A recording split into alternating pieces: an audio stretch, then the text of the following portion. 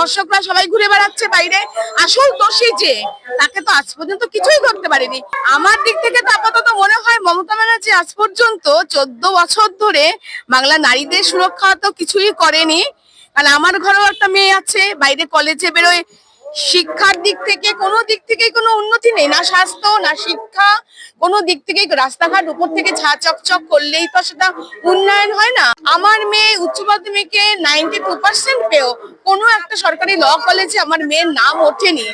এটাই শিক্ষার যে কত বড় উনি উন্নয়ন করেছে আজ পর্যন্ত, সেটা আমরা সবাই দেখতে পাচ্ছি।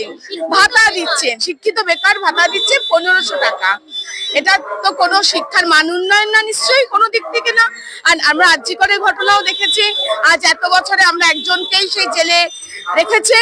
সবাই দর্শকরা সবাই ঘুরে বেড়াচ্ছে বাইরে, আসল দোষী যে তাকে তো আজ পর্যন্ত কিছুই করতে পারেনি, কিছুই করতে পারেনি, পুরো বোকা সাজিয়ে রেখেছে একদম পাবলিককে।